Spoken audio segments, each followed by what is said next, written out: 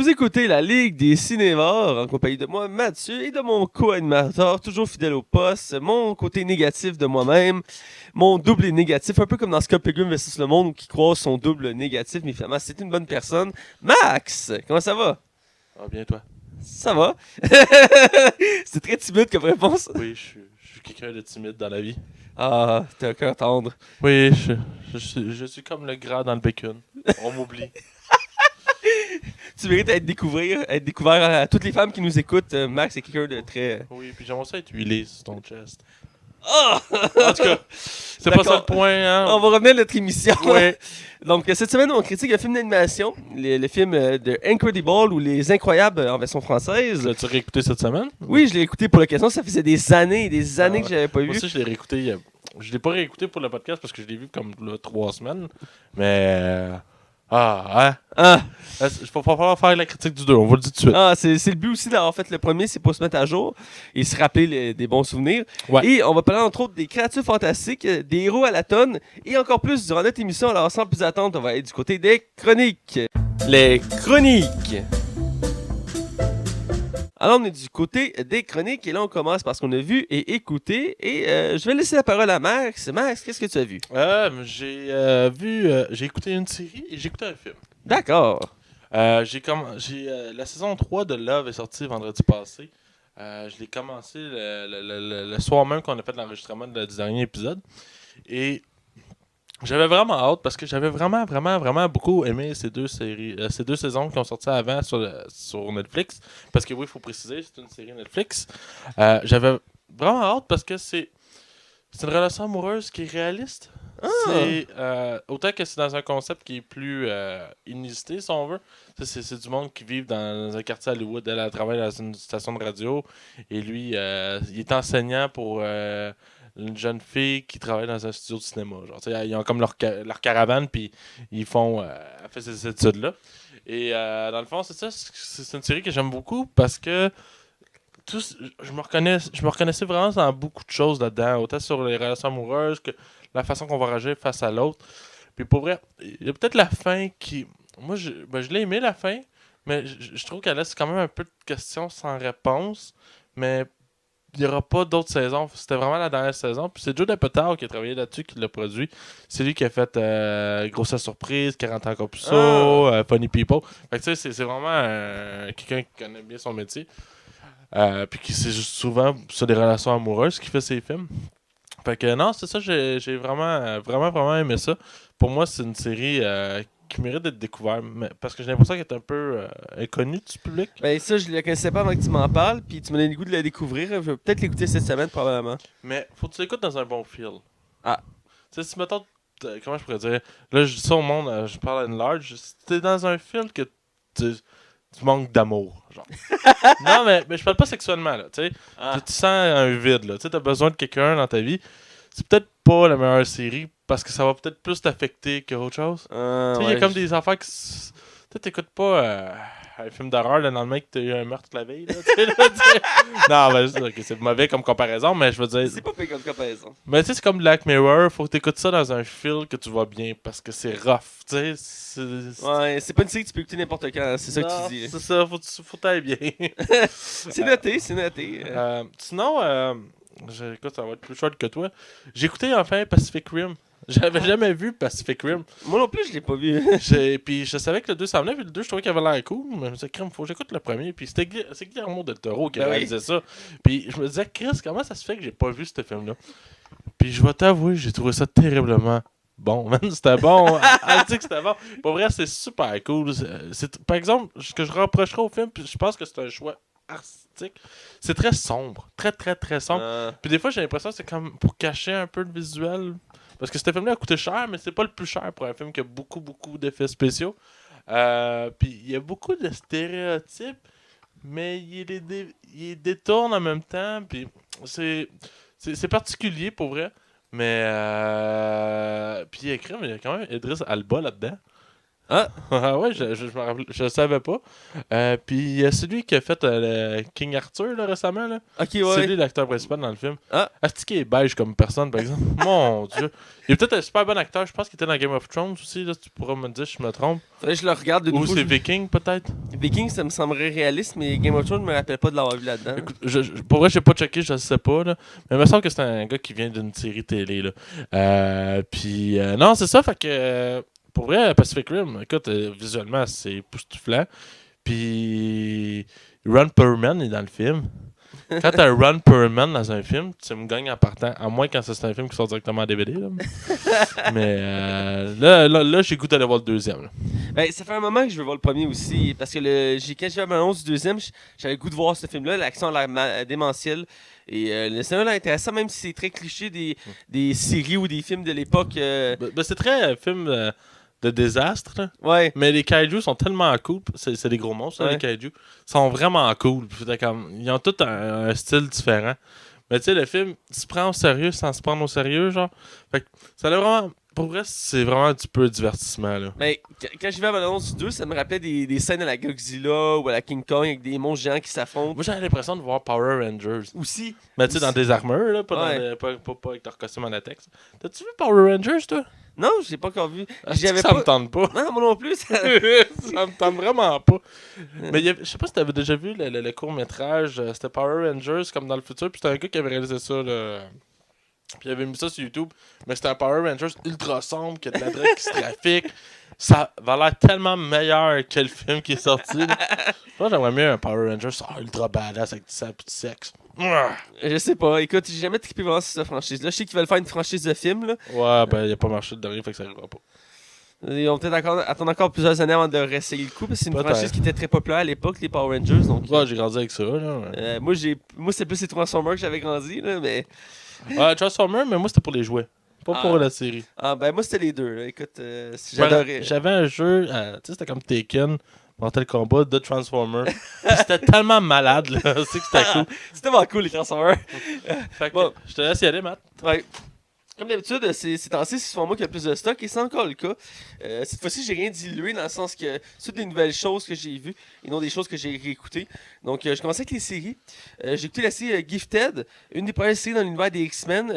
Ils sont partis dans un trip de faire des séries sur les X-Men. Y es-tu dans le même univers que les films ou. Ben, j'ai écouté que 2 épisodes à date, donc je peux pas confirmer, mais ce que je peux te confirmer, c'est que dans la série, les X-Men existent, Ok. mais qui ont disparu. La série commence comme ça. Ah, ok. La série met en phase, dans le fond, c'est Ça pourrait être dans le même temps que le Logan, dans le fond. théoriquement, ça pourrait être possible. Je pense que c'est dans un futur proche, dans le sens que, dans le fond, dans ce univers-là, les X-Men sont pour chasser les mutants, parce qu'ils sont aussi comme dangereux. Et donc, le gouvernement, il y a une unité qui s'appelle les Sentinelles qui chasse et capture les mutants. Et donc, ça commence comme une famille ordinaire et 2 parents avec une fille puis un fils. Et dans le fond, le fils découvre qu'il a des pouvoirs et il perd le contrôle de ses pouvoirs. Et donc, la famille doit fuir pour pas que les enfants se fassent arrêter par le gouvernement. Et donc là, ils se font cacher avec un organisme c'est des mutants qui aident d'autres mutants à se cacher.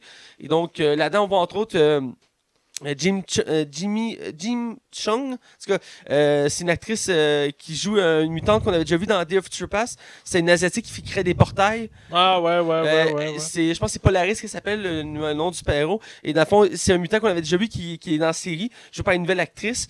Et donc, on va les effets spéciaux sont bien faits. Et dans le fond, c'est très sombre comme série. Et j'ai vu qu'il y a les 2 premiers épisodes, mais c'est de poursuite. Ils doivent s'enfuir d'un point à l'autre. Et les gouvernements n'hésitent pas à les poursuivre et les attaquer avec des fusils. Et les fameuses sentinelles sont là. Mais vu la question de budget, c'est pas des colosses géants plus grands que des buildings. C'est des espèces d'araignées. Puis ils sont vraiment dangereuses, puis rapides, puis sont bien faites. Et à date de ce que j'ai vu de la série, je trouve ça intéressant. Je vois que le budget a été mis.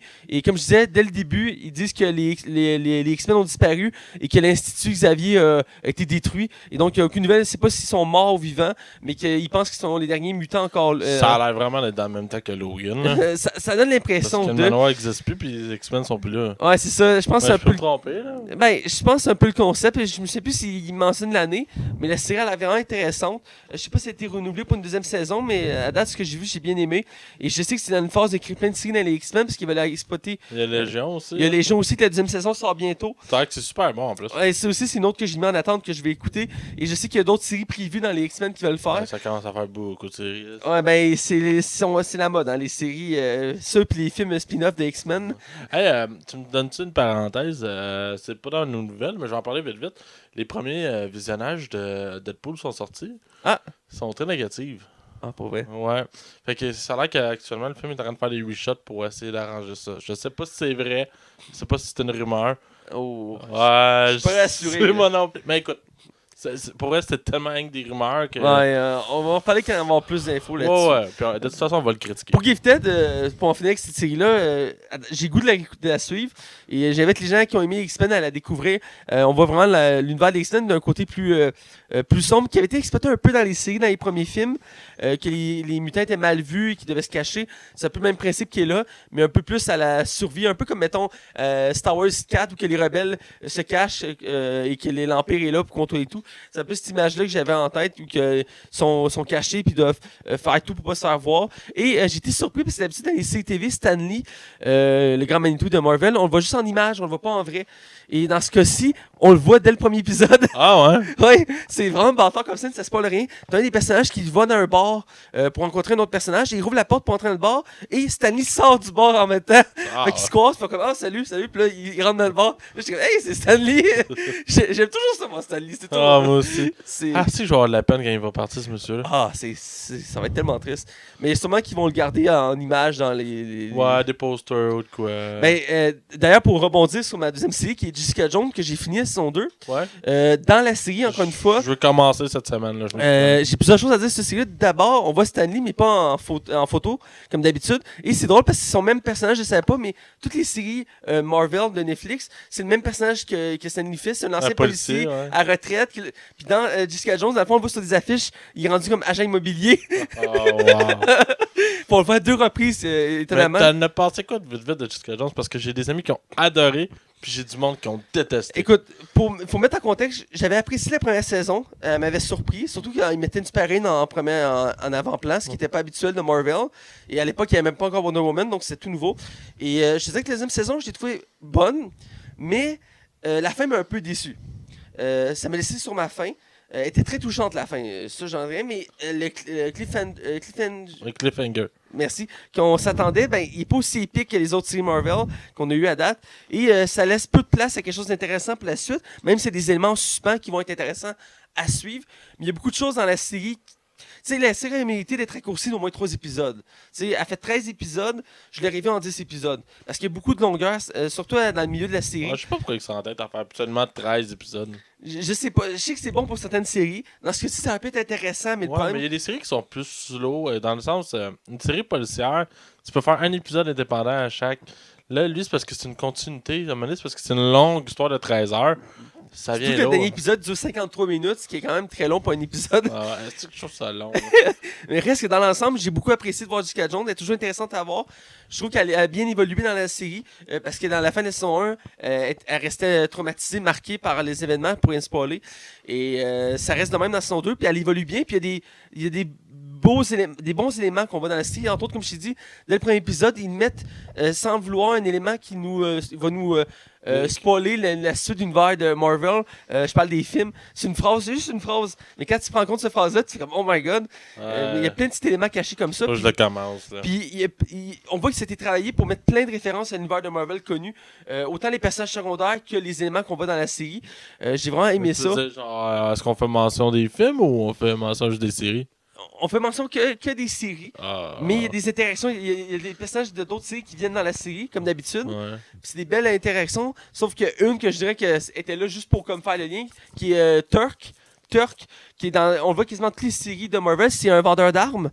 Noir. Ok, ouais, mais lui, il est tout le temps, il mange tout le temps une volée à chaque saison. Ouais, chaque série se fait manger une volée. Dans ce cas-ci, je te laisse découvrir. Mais reste que c'est un des personnages qu'on voit quasiment dans toutes les séries Netflix. Ouais, lui et puis Rosario Dawson. Là. Si j'étais surpris, j'ai pas vu Rosario. Elle est pas dans la saison 2. Là. Non, je sais pas si on décide de faire comme Nick Fury puis de la mettre de côté. C'est parce que t'as rien de boire un café avec Luke. Ah, ça va être ça, ouais. Mais. Tu te rappelles-tu de la référence du café ou... Non, À chaque fois que Luke il propose un café à une fille, c'est pour coucher avec. Ah oui, c'est vrai. Mais non. Et je te dirais que la série est quand même bonne. Puis il y a un bon épisode un des derniers parce qu'il avait annoncé que Kilgrave revenait. Ouais. Et je me demandais comment elle allait revenir. Ouais, dis-le pas. Je te dis pas comment elle revient, mais je te dis que j'ai apprécié la tournure, comment on le voit. Puis c'est un acteur que j'aime beaucoup, David Tennant, que je connaissais pas beaucoup à la base, mais que j'avais beaucoup aimé dans la première saison de Jessica Jones. Et ici, il fait encore une très bonne performance. Et je te dirais que dans l'ensemble, la série est correcte. C'est pas la meilleure, mais elle a une belle histoire profonde et beaucoup plus émotionnelle que les autres séries Netflix qu'on a pu voir à date. Mais c'est la force de Jessica Jones. On va chercher des émotions vraiment profondes. Parce qu'elle a vécu un calvaire pendant comme 30 jours, qu'elle sait pas ce qui s'est passé. Ouais, ben, pendant son accident. Ouais. Et c'est la fois la série met autour à l'enquête de savoir comment elle a eu ses pouvoirs, parce que c'est quand même assez particulier. Puis aussi, elle vit encore avec son traumatisme, parce qu'elle a été contrôlée par un... Malade mentale. Ouais, par Mais je t'arrête. Est-ce qu'elle utilise enfin ses pouvoirs?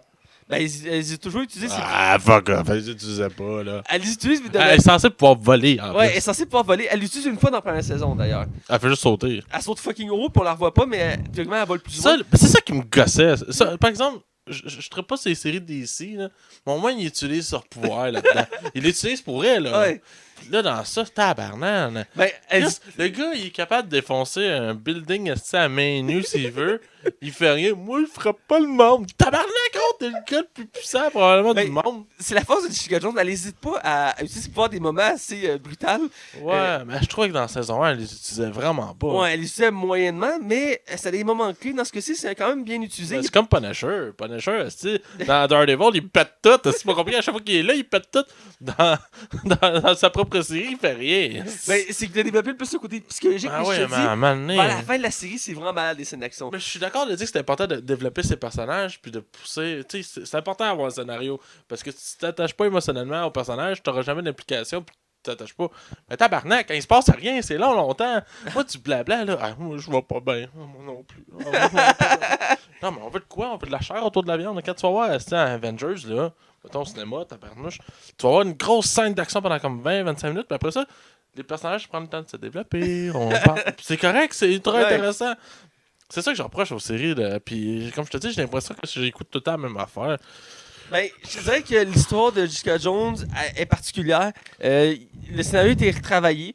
Je te dirais que c'est pas la série avec le plus d'action, mais il y a des bonnes scènes d'action dans la série.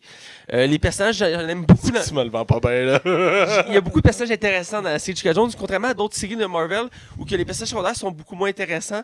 Dans ce cas-ci, la plupart ont une histoire intéressante à Est-ce que suivre. son ami blonde est encore là?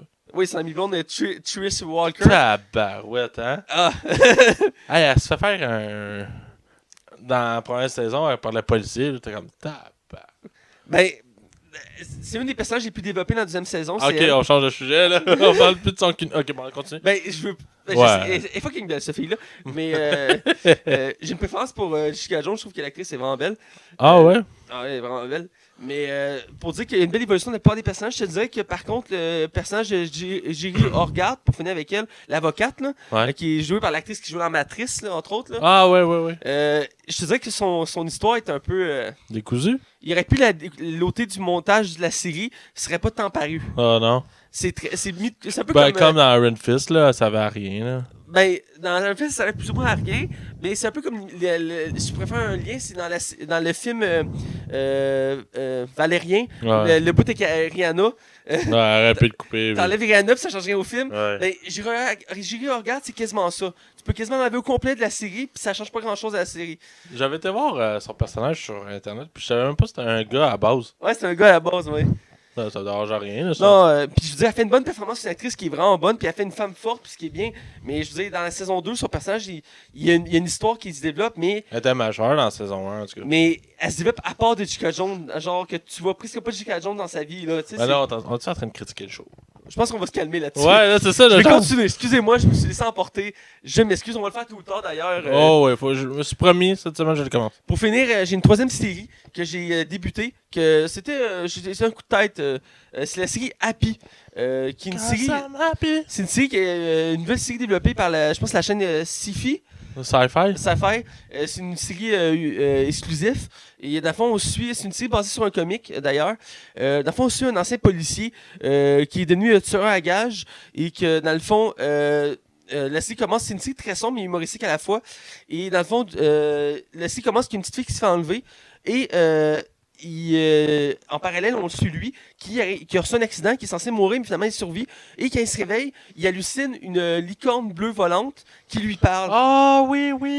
Puis elle dit, faut que tu m'aides à sauver cette petite fille-là. Ça avait l'air bon, ça. C'est vraiment bon, pis c'est drôle. Puis au début, il croit qu'il hallucine, fait qu'il prend d'autres médicaments de la cope, parce que bien ça, mais il réalise finalement que non. Puis il décide d'exploiter ce personnage-là. Mais c'est-tu humoristique ou c'est... Oui, parce que j'ai regardé la bande-annonce, puis je trouvais que ça avait l'air sombre comme série. Ben, il y a un côté sombre à la série, parce que le personnage, il est sombre en soi. Ouais, c'est ça, il va pas bien, là, le personnage Il va principal. vraiment pas bien, mais les gars qui sont bons, puis le personnage, j'ai pas regardé ce qu'il fait à la voix, mais la licorne volante, elle amène tout l'humour à la série, elle est vraiment bonne, puis le personnage principal va pas hésiter à l'exploiter, cette licorne-là, qui va réaliser qu'elle est pas... Mais la licorne, tu l'as souvent ou... Mais dès le premier épisode, elle apparaît dès la fin du premier épisode, puis après elle est là tout le temps, parce qu'elle va pousser le personnage principal, qui est le policier, à enquêter pour trouver cette fille-là. C'est lui qui fait la licorne, c'est Ah, Monsieur Patton Oswald. Ah, je connais, il joue dans la série Agent of Shield, Il fait beaucoup de séries. Tapez Patton Oswald, vous allez le savoir. Mais il est vraiment bon, puis je l'écoute en version originale, parce que je pense qu'il n'existe pas encore en version française. Et écoute, c'est très drôle, puis c'est vraiment bon. La série prend des tournures assez surprenantes. Autant que il y a un côté sombre, autant que c'est l'humour. Et c'est rafraîchissant. Je sais que le comic est assez court, ce que j'avais lu brièvement sur la série. Donc je sais pas s'il va y avoir une deuxième saison, mais la première saison à date est vraiment bonne. Je pense que j'ai écouté 4 épisodes à date sur 10, et ça s'écoute très bien là. Puis c'est vraiment très bon, puis c'est surprenant parce que comme j'ai dit, Tu l'as écouté en français ou... non, je viens de te dire, j'ai écouté en version originale. Ah, Puis ok, je j'ai pense qu'il n'existe pas encore des versions françaises à la série, mais c'est le genre de chaînes-là qui sont pas souvent doublées au début. C'est un peu comme Future Man, que le doublage n'est pas encore fait, puis c'est une série exclusive à Hulu. Donc, Hulu, hein. Hulu, ouais. Et donc, c'est vraiment une belle découverte que j'ai hâte de continuer. Et je t'invite à découvrir. C'est ce genre de série, je pense que t'aimerais bien. Ouais, je pense que moi aussi. C'est- Il y a une gimmick intéressante. Ouais, ouais. Et je vais accélérer un peu parce que ça fait un bout que je parle. J'ai écouté 2 films. Un, je vais passer rapidement parce que je l'ai moyennement aimé. C'est The Snowman. Ça va l'air chier. Avec Michael Fassbender. Puis il y a un gros casting aussi. Il y a J.K. Simmons dedans. Oh, ouais. Puis il y a un autre acteur full connu. Ça va l'air bon. En plus. Oui, il y a Val Kilmer qui est dedans. C'est un des derniers films qu'il a fait avant de mourir. Il est pas mort, Val Kilmer. Il est pas mort, il me semble que j'avais lu qu'il était mort. Quoi? Attends, là. Ça, j'avais vu qu'il était mort, Val Kilmer. What? Ça, j'avais vu Val qu'il était Kilmer? Oui, parce que lui, pour Lui ceux qui qui a fait le Batman? Ouais, pour ceux qui savent pas, c'est lui qui a fait Batman. En tout cas, il est dans le film, mais brièvement, il fait comme quelques scènes, mais je l'ai peut-être avec des amis, personne ne savait c'était qui Val Kilmer avant que je dise que c'est lui qui faisait Batman. Moi, je savais c'était qui. Non, il est pas mort, Il est man. pas mort, ok. Ça, j'avais vu qu'il était mort. Attends, là, tu me mets un doute, là, je cherche, mais non, il est pas mort, là. Ok, j'avais lu à un moment donné qu'il était mort. Il est pas en santé, mais... C'était une fausse nouvelle, en tout cas. Bref. Le film est moyen, c'est un thriller qu'on suit Michael Fassbender qui fait une enquête sur un meurtrier qui, sa marque de commerce, c'est qu'il laisse des bonhommes de neige sur les lieux de son crime, puis qui tue tout le temps il tue tout le temps des femmes, des mères de foyer, dans le fond. C'est comme son mode opératoire, et ça se passe en Norvège, ce qui est assez particulier comme décor. Et je te dis que la série est... Je fais une petite parenthèse. Val Kilmer. Ah! Fait que, ouais. C'est pour ça que j'ai vu qu'il était mort. Il va peut-être mourir. Et Chris, il a perdu du poids en taparnouche. Ah oui, écoute, Et... dans le film, il est dur à reconnaître. Puis on voit que sa face a été eu des chirurgies aussi, parce qu'il a des grosses joues. Mais tu vois qu'il a pris du vieux. Ouais, si vous êtes curieux, allez voir, là, il a perdu beaucoup de poids. Oh mon Dieu. Mais donc le film, j'ai trouvé moyen. Je te dirais que le film prend des tournures assez particulières. Même la fin du film, on était comme what the fuck, qu'est-ce qui arrive à la fin du film? Le punch final du film était assez incohérent avec le reste du film. Mais dans l'ensemble, même Michael Fassbender, j'ai trouvé moyen dans le film. Je trouve pas que c'est sa meilleure performance, loin de là. Puis il y avait quand même un gros casting. J'ai nommé quelques acteurs, mais il y a d'autres gros acteurs dans le film. Et dans l'ensemble, c'est assez moyen. La prémisse, ça va être intéressant. C'est un meurtrier qui fait des bonhommes de neige. T'es comme, ok, what the fuck. Puis l'affiche, je trouvais ça intéressant du film. Mais l'histoire est assez moyenne. Puis la fin, t'es comme, ben, il fallait qu'il trouve une fin au film. Donc, il fallait qu'il trouve une tournure. Parce que tout le long, il fait une enquête. Puis l'enquête est longue. Ouais. T'as pas l'impression qu'elle avance dans l'enquête. La fin finit vite. C'est une fin précipitée. Puis je trouve ça un peu dommage. Mais tout le long, t'es comme. Puis il y a beaucoup de flashbacks, puis ils t'avertissent pas qu'il y a des flashbacks, puis ce coup, tu le sais pas. tu vas le savoir à force du temps parce que tu ne revois pas les personnages, parce que c'est juste des flashbacks. Et que tu commences à faire le lien. Le film est vraiment mal décousu dans l'ensemble, mais je te dirais qu'il est moyen. C'est pas. Je l'écouterais pas, ce Je film-là. sais qu'il passe une moyenne de 28, je pense, sur. Je suis pas sur tant Rotten. surpris. Reste qu'il y avait un gros casting pour ce genre de film-là. Le gros casting veut pas dire nécessairement bon film. Quel le film, c'était Valentin, je sais pas si tu te rappelles. C'était même Bon Jovi là-dedans.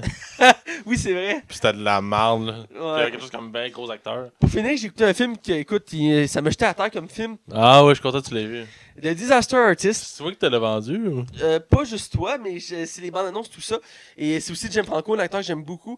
Et j'avais jamais vu The Room, je te l'ai déjà dit. J'avais jamais vu The Room. Ah, t'as jamais vu? L'as-tu vu, là? J'ai pas encore vu The Room. Oh mon dieu. Mais j'ai vu avec mes amis, puis ils veulent qu'on écoute The Room la semaine prochaine. Ah, écoute ça. Donc, j'ai vu Disaster Artist, C'est tellement mauvais. qui est dans le fond un film basé sur un livre qui est basé sur la création du pire film de l'histoire du cinéma. C'est drôle, hein, qu'un des meilleurs films qui est sorti l'année passée, Ouais. basé sur un des pires films de tous les temps. Et c'est assez particulier. Écoute, le film, il se veut comme une espèce de documentaire sur la création du film, The Room. Et au début, tu as une introduction de l'amitié des deux personnages principaux, Ouais. dont lui qui a écrit le livre et Tommy Wiseau, qui est Ouais, un t'as gars, Craig puis Tommy Wiseau. Tommy Wiseau, qui est un personnage assez particulier en soi. Toi, t'as un personnage. Puis écoute, au début, je voulais qu'on l'écoute en version originale à cause de sa prestance. Puis son unique. accent, là. Mais finalement, on l'écoute en québécois. Ouais. Puis ça se passe très bien, c'est très bon. Ouais. Puis le doublage est vraiment bien fait parce qu'ils mettent l'accent et tout, puis ses réactions sont vraiment bien retranscrites. Et j'ai bien aimé Je ça. comprends pas pourquoi ce film-là n'est pas sorti en salle. Ça. Je l'ignore, mais le film est super bon. Puis écoute, on riait, puis il y a des scènes, t'es comme, ce gars-là, il est de même, genre. Puis la tournure du film, puis. Ah, écoute, il faut qu'on le critique ce film-là parce que c'est. On l'appelle la semaine C'est prochaine. incroyable quand Jeff Franco fait une performance à couper le souffle. Oh puis ouais. à la fin, ils mettent des vraies scènes avec les scènes qu'il a faites. Ah, c'est quand même fort, hein? Ah, c'est bien fait, là. Ah, mais c'est que les acteurs, le pire, là, c'est que je pense que les acteurs. Je lisais j'ai vu une entrevue.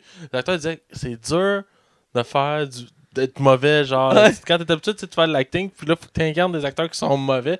C'est pas évident, genre. Puis il y a des acteurs que je m'attendais pas à voir dans le film. Ouais, si tu n'amenez pas parce que c'est des Écoute, surprises. C'est comme, ah, c'est-tu lui? Puis on est comme, hey, mais c'est lui. Tu parles surtout du gars qui pogne les nerfs, mettons, au début du tournage. Là, ok, ouais, en tout cas, ouais, je sais. J'étais surpris de le voir. Mais écoute, Ben, avoue, hein, tu te dis, Chris, si ce film-là, c'est vraiment passé de même comme tournage, c'est catastrophique. ah, en plus, c'était comme au début, le compteur, c'est sur 40 jours, puis à la fin, ils sont à 58 jours sur 40. Là. C'est un peu sans fond. Ah, écoute, c'est un peu sans fond. Puis écoute, c'est le casting, le Mais- scénario. Garde-toi-en parce qu'on va en parler. On va en la semaine reparler. Je veux pas trop m'étaler, mais c'est fou. prochaine. Ouais. Combien du côté des nouvelles? Fait que commence. Ok, Parce que je vais finir avec la meilleure nouvelle. d'accord. Donc, ma première nouvelle, ça m'a. Écoute, je sautais au plafond chez nous. J'étais full excité. C'est la première bande-annonce du film Les Animaux Fantastiques 2, les crimes de Grindelwald Watch. Je pense que je le prononce un peu mal. Et qui est la suite du premier, qui est la préquelle, dans le fond, en 5 films de la saga Harry Potter, parce qu'ils ont prévu de faire 5 films. Et dans le fond, la bande-annonce m'a excité. J'ai adoré ce que j'ai vu. Johnny Depp à son meilleur. J'ai aimé voir Jude Law en Dumbledore. Je trouve qu'il l'a bien. Outre le fait qu'il y a un look différent de ce qu'on a l'habitude de voir de Ouais, Dumbledore. c'est un jeune Dumbledore, fait Ouais, que ça ben, pardonne, là. T'sais, il porte pas encore de robe, là, c'est normal, là, de tunique plutôt. Je peux lui pardonner pour ça. Mais tout ce que j'ai vu, j'ai bien aimé. Puis j'ai aimé encore une fois, on change de décor. Là, ça va se passer à Paris. Ouais. Donc c'est encore bien parce qu'on était habitué dans Harry Potter de rester à Londres, vraiment côté anglais. J'espère qu'ils vont voyager beaucoup dans les 5 films, là. Ben, je pense que c'est un peu le principe. Le premier, c'est aux États-Unis, le deuxième à Paris. Le premier, c'est pas à Londres? Je suis sûr. Les Animaux Fantastiques, le premier se passe à New York. Ah oui, ça se peut. Ok, ouais, ça se peut. Eh oui. J'ai pas une bonne mémoire là-dessus. Ouais, je vois ça. Bref, je suis vraiment excité. Toi, qu'est-ce que t'en as pensé? Je suis sceptique vu que j'ai pas tant apprécié le premier. Je veux le voir, c'est sûr. Écoute, probablement qu'on va aller le voir au cinéma ensemble. Je vais laisser sa chance. Pour vrai, je veux juste être surpris. Je veux vraiment réembarquer dans l'univers d'Harry Potter. On dirait que ça manque. Là. Moi, j'adore. Comme je dis, je suis un fan numéro 1. Ben, visuellement, là, tabarnak. Ah, c'est beau. C'est vraiment beau. J'ai hâte. En tout cas, allez voir Bonne si vous l'avez pas vu, c'est vraiment malade. Ma deuxième nouvelle, c'est le côté super-héroïque. Comme d'habitude, chaque semaine, il y a des nouvelles dans l'univers super-héroïque. C'est confirmé sans surprise. Black Panthers va avoir une suite. Ouais, il y en a qui parlent que ça va être pour 2020, là. Ben, si on suit au planning, ils vont sortir le planning à la fin de l'année. Parce que les films finissent en 2019. Donc après 2019, c'est la nouvelle phase, la phase 4 qui va commencer. Donc ce serait logique que dans phase 4, il y ait un Black Panthers 2. Parce qu'ils sont partis faire des trilogies pour chacun de leurs héros. Ouais. Donc on va avoir le droit Mais à... c'est drôle, hein? Ant-Man, qui a pas eu un méga succès, a été annoncé un 2. Black Panther, on s'en doutait. Puis Doctor Strange, j'ai pas de 2 l'annoncer encore. Ben, il y a de plus en plus de rumeurs persistantes qu'il allait avoir une suite. C'est sûr, là. Surtout qu'ils ont pris le temps de mettre une scène imaginée qui annonçait le méchant. Ouais, mais Incredible Hulk aussi. Dans Incredible Hulk, à la fin, t'avais une scène qui annonçait Iron Man. Non? Ben aussi, mais t'as un autre site, t'avais un gars qui tombait à terre sur le plancher, puis il y avait du liquide qui rentrait dans l'oreille. Ah, je me rappelais pas de cette scène-là. Ouais, bon. Ouais. Ben, ça, c'est pas. Je veux dire, c'est possible que ça revienne, là, je veux dire. Mais je peux-tu. Il y a une nouvelle qui est sortie aujourd'hui, c'est le box-office de Black Panther qui est sorti pour. Ok. Il est en train de battre un record. Ah oui? Un record unique. Ah oui? Il est en train de battre le record d'Avatar. Really? Ouais, il vient d'atteindre les 600 millions à domicile. Et ça fait 5 semaines d'affilée qu'il est numéro 1. Le seul qui avait ça, c'était Avatar. Aïe, aïe. Il pourrait le battre. Il est parti, à date, il est à 1,2 milliard de dollars. Je suis sûr que Disney s'attendait même pas à ça. Je suis Aïe, sûr, aïe. pour vrai, c'est vraiment là, c'est des chiffres qui sont énormes. Là, C'est pour vrai. phénoménal. Pour vrai, là, c'est impressionnant. Écoute, je suis impressionné. Écoute, ma deuxième nouvelle dans l'univers des super-héros, c'est New God. C'est un film qui arrive de nulle part. Que j'avais lu l'article, je vous en parlais le mieux que je peux, parce que c'est assez nébuleux comme nouvelle. Dans le fond, c'est un film de DC, dans l'univers de DC. Le film va être réalisé par Ava DuVernay, c'est une réalisatrice afro-américaine. Qui va travailler sur le film de New God, qui est dans le fond basé sur un comic qui met entre autres en face Darkseid. Ben, c'est quand même la première afro-américaine qui va réaliser un film de plus de 100 millions.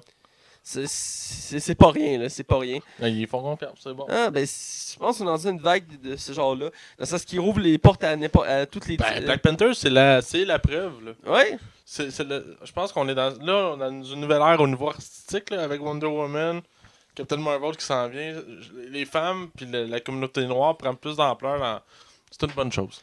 C'est une bonne chose, mais le film en tant que tel me reste mitigé dans le sens que ça met en face de New God, ça met en face des races extraterrestres les plus puissantes. Ça met en face deux planètes de New Genesis et Apocalypse. Je connais la deuxième parce que c'est la planète de Darkseid qui a des méchants.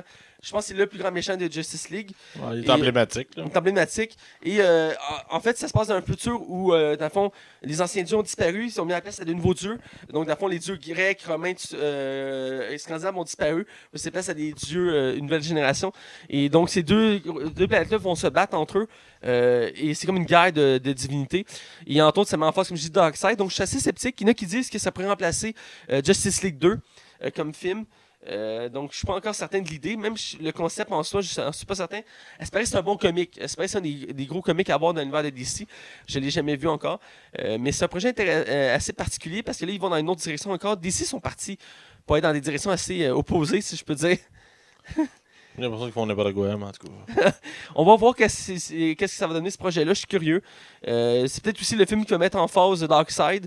C'est comme ça qu'ils vont l'introduire vraiment bien. Ça peut être une possibilité. Comme un peu Loki avec Thor avant de le mettre dans Avenger. Ça peut être intéressant de cette manière-là. À voir. J'ai hâte de voir plus d'informations avant de me prononcer, mais pour l'instant, ça me laisse mitigé comme projet. Pour finir dans mes nouvelles, je finis avec... Ah oui, j'avais quasiment oublié cette nouvelle-là. C'est toi qui me l'as demandé. C'est Sony qui ont officialisé qu'ils travaillaient sur un projet sur le super-héros Nightwatch, qui est un super-héros qui est écrit dans l'univers de Spider-Man, d'où le fait que c'est Sony qui veut travailler dessus. Et ce serait réalisé par Spike Lee. Ça fait longtemps qu'il parlait qu'il allait être très chaud au projet. Et donc, c'est un film qui va être créé dans la même lignée que Venom et Black Cat. Et là, ce serait sur Nightwatch, qui est un super-héros un peu plus obscur de l'univers de Spider-Man. C'est-tu le vampire, ça? C'est pas un vampire, non. C'est Morbius, ça. Je connais pas vraiment Nightwatch. Ce que je sais de lui, c'est que c'est dans le fond, il est beaucoup comparé à voyons, Spawn. Il est beaucoup comparé à Spawn pour son look et certaines de ses capacités. Dans le fond, c'est un homme qui, à un moment donné, il va trouver un cadavre dans une ruelle et ça va être lui. Il va trouver lui-même, mais dans un costume. Et il va prendre le costume, il va devenir ce super-héros-là. Et il va essayer de comprendre pourquoi il s'est trouvé lui-même dans une ruelle. La série tourne autour d'une enquête. Donc, ce serait un film policier dans le sens qu'on pourrait avoir. Super-héros policier serait un genre intéressant. Parce que c'est pas quelque chose qui est exploité d'habitude. Donc, c'est à voir. Il y a pas beaucoup d'informations qui vont sortir encore. Entre autres, que lui qui s'occupe du scénario, c'est lui qui s'est occupé du scénario de Luke Cage, la série. Donc, ça peut être intéressant à voir. Donc, c'est un autre projet de Sony. Ils sont partis à créer leur propre univers. Donc, un autre film à ajouter. Je reste sceptique. Donc, voilà. Donc, je vais te laisser aller, Max. Bon, ben moi, je pensais qu'on allait faire chacun notre tour. Ah, j'avais oublié ça. Ouais, c'est pas grave. Ok, Matt, je te donne le choix. Une nouvelle qui est cool ou une nouvelle qui est weird? Weird. Il y a un film de T-Titans qui s'en vient. Tu sais, ça comprend Cyborg, Robin. Ça va être en animation. C'est pas un film avec des vrais acteurs. On dirait que c'est pas une bonne liste, non? Non, C'est basé sur la même série, je pense qu'il y a une série en ce moment. Ouais, c'est ça. Puis c'est pas la première série de Teen Titans, c'est la dernière qui est complètement mauvaise. En moi, c'est épouvantable. Là. J'ai l'impression que c'est scraper les personnages de DC, mais écoute, c'est sa pogne, il doit avoir une raison. Fait que non, c'est ça. Fait qu'il va y avoir. Le casting commence à sortir à compte-goutte. Et l'ironie de la chose, c'est que monsieur Nicolas Cage, que j'aime malgré tout, va faire la voix de Superman. Ce qui est ironique parce que à la base, il devait incarner Superman dans le temps d'un film de Tim Burton. Et comme de fait, c'est Nicolas Cage qui va faire sa voix. Moi, je trouve ça tellement. C'est clair que c'est voulu, là. C'est tellement voulu, là. Je pense que c'est pour faire le lien. Ah ouais, puis ça fait parler du film. Mais c'est correct. De toute façon, Nicolas Cage, tranquillement, on dirait qu'il est en train de revenir. Ouais. Ça a l'air que ces deux derniers films sont très bons. Il est en train de faire une remontée. Puis ça peut être drôle de le voir. Je serais curieux de voir sa voix en Superman. Ah ouais. Je pense que je vais écouter un extrait juste pour voir sa voix en Superman. Même si le film m'intéresse pas nullement, parce que la série elle a l'air vraiment mauvaise. Ah, j'ai déjà écouté des épisodes avec ma soeur et pour elle, c'est pas bon. Ah. J'ai l'impression que les Super Nanas faisaient mieux que ça. Sinon, une nouvelle qui est une exclusivité du Québec. Pas d'ici, malheureusement. Monsieur Denis Villeneuve est passé donner un cours et une conférence sur sa carrière, sur ce qu'il fait. Et il aurait glissé doucement un petit... Ouais, Dune va se faire en 2 films. Oh! Fait que le remake de Dune qui s'en vient à grands pas, que Denis Villeneuve travaille ardument dessus, elle laissé sous-entendre que le film se passerait en 2 parties. C'est pas une suite qu'il fait? Non, c'est pas une suite, c'est un remake au complet. Et c'est je pense qu'il réadapte pas vraiment le film, mais il réadapte le livre, parce qu'à la base, c'est un livre de... Oh mon Dieu, j'ai oublié le nom. Le nom de l'auteur m'échappe. Mais non, c'est ça. Philippe K. Dick. Je viens de me rappeler. Et c'est ça. Ça a l'air qu'il va le faire en 2 films. Denis Villeneuve n'est pas de genre à faire des suites ou des... J'imagine qu'ils vont peut-être faire juste comme un plus gros tournage puis le couper en 2. J'ai vraiment hâte de voir. C'est eux autres qui avaient arrivé avec les mythiques créatures dans le sable. C'était comme des vers géants dans le sable. Là. Oui. C'est lui. Ça vient de là. J'ai vraiment hâte de voir dans quelle direction ça va prendre. Sinon, j'ai une dernière nouvelle. Mais cette nouvelle-là... Asti qui est hâte. Malade! Ah mon Dieu qu'on est trippé. Tu l'as écouté combien de fois pour le fun? J'ai écouté 2 fois pendant sa date. J'ai écouté 7 fois. On a une bonne annonce d'Avengers qui est là derrière parce qu'ils ont annoncé qu'il n'en sortirait pas d'autres. On va voir, et c'est rare pour un Marvel, habituellement ils sortent 3 bandes annonces, des fois même jusqu'à 4, mais c'est limite. Mais non, là on a juste 2 bandes annonces, mais 2 bandes annonces qui te vendent le film en tabarnouche. Ah, écoute. Avengers Infinity War s'en vient, messieurs et mesdames, qui s'en vient le mois prochain. Écoute, quoi dire? Le film ne montre rien, on sait pas grand chose de l'histoire. On sait juste que Thanos s'en vient. Visuellement, écoute, on se répète, mais maudit que c'est beau. Ah, c'est magnifique. La scène où que tu vois Captain America tenir le poing Ah. de Thanos, t'as tellement l'impression, là, c'est l'accumulation de genre 6 films. Enfin, on est arrivé à ça, tu sais. Puis Thanos, c'est Pierre Lebeau qui fait la voix à Thanos. Je sais pas si t'as remarqué au Québec. Ouais, j'ai entendu la version que... Parce que je suis la page de Walt Disney Québec, puis c'est Pierre Lebeau qui fait la voix à Thanos. J'ai trouvé ça bizarre, mais écoute, ça fitait pareil. Écoute, la balance aussi donne de plus en plus l'impression que la dernière pierre qui n'a pas encore été dévoilée serait au Wakanda. Ouais. Parce qu'il y a beaucoup de scènes qui se passent là. Donc, ils ont même dit qu'une des batailles les plus importantes du film se passe là. Donc, ça donne l'impression que la dernière pierre est là parce que, dans le fond, le méchant Thanos cherche les pierres à l'infini. Et il y en a une qui n'a encore été dévoilée, la pierre de l'esprit. Ouais. Et donc, elle serait probablement au Wakanda selon les informations qu'on a à date de la bande-annonce. Donc, pour le reste, c'est magnifique ce que j'ai vu. On voit un peu plus de Spider-Man avec son nouveau costume aussi que j'ai bien aimé. Il est cool son costume. Il est vraiment cool. Sinon, plein de petites scènes clés intéressantes. Ou Iron Man, que ses pieds deviennent comme une fusée. Ouais. Ça, j'ai fait, c'est bien bizarre. C'est spécial, surtout qu'il y a des espèces d'ailes maintenant aussi sur ton armure. Ouais, c'est ça. Spider-Man aussi va en avoir. Je sais pas, ça va être Je suis curieux de voir le plus. Il y a 2 choses aussi qui m'ont intrigué. La scène avec Iron Man puis Star-Lord. Ouais, qui a l'air spécial. Là. Je dis pas que ton plan est qui est bon, qui est mauvais. J'ai juste que c'est de la merde. Fait que- Ouais, puis là, t'as genre. Tu le vois que c'est comme. Ok, bon, hein? C'est beau. Puis le film va durer 2h36. Puis ils disent que la scène d'action, ça va être la scène la plus longue de l'histoire du cinéma d'action. Aïe, aïe. Ça va être plus long que la finale d'Avengers, le premier. Où ils disent que ça va être 3 fois plus épique que la scène de l'aéroport dans Civil War. Là. Oh my god. Je pense que Disney mise vraiment, vraiment, vraiment beaucoup. Je me demande si il va pas même battre le premier Avengers au niveau box-office. Le premier Avengers a fait 1,5 milliard. Le Ultron avait fait un peu moins, 1,4 milliard. Mais j'ai l'impression que lui, vu que c'est l'accumulatif de 10 ans de film, ça risque de tout démolir. Là. Je pense que Disney mise vraiment beaucoup. Faut que le film soit bon. T'imagines-tu comment ces réalisateurs-là, puis les autres qui font le script, ont tellement de pression sur les épaules, là. Les autres, s'ils se font planter, je me rappelle, Josh Whedon, il s'est semi-planté pour Age of Ultron, puis ça a été assez pour qu'il calisse son camp, là, Ben oui. tu sais, là. Fait que je suis vraiment... Écoute, moi, c'est le film que j'ai le plus hâte. Je pense que ça fait des années et des années et des années. Je m'attends que ce film-là soit comme une conclusion tellement épique. Parce que oui, après ça, on embarque dans Avengers 4, qui sera, d'après moi, le nouveau départ d'Avengers. Là. Ça va être comme le nouveau départ de l'univers des 10 prochaines années. Pour vrai, je suis complètement hype. Tu sais que je suis tanné d'attendre. Je suis carré, là. Il reste 6 semaines. Là. Moi aussi, je suis tellement excité. J'ai tellement hâte de voir ce film-là. J'ai hâte de voir l'histoire, de voir comme l'épique conclusion d'un univers qui date de plusieurs années. Ah oui, écoute, j'ai commencé cette franchise-là. J'avais 15 ans. Puis là, je suis rendu à 25 ans. Puis là, je suis là. Là, je vais le voir. Moi, peux-tu Ce qui savoir? m'intrigue le plus aussi, avant de te laisser repartir, Ouais, c'est de savoir comment ils vont relancer ça après. Ouais. J'ai ma théorie là-dessus, mais j'ai hâte de voir qu'est-ce qu'ils vont prendre comme élément, parce qu'il y a d'autres possibilités. Mais s'ils partent dans la direction que je pense, ce serait vraiment intéressant. Mais je serais curieux de voir, après Avengers, voir qu'est-ce qu'ils vont faire. Ouais, je suis curieux, moi aussi. Mais je sais pas si c'était à toi, j'avais déjà dit ça. Ben là, je vous le dis à nos chers auditeurs.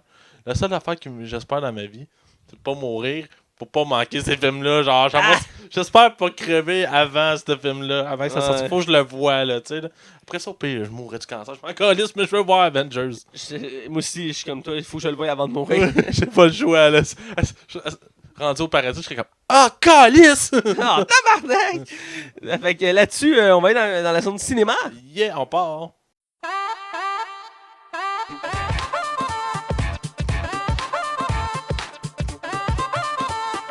Bienvenue dans la zone cinéma.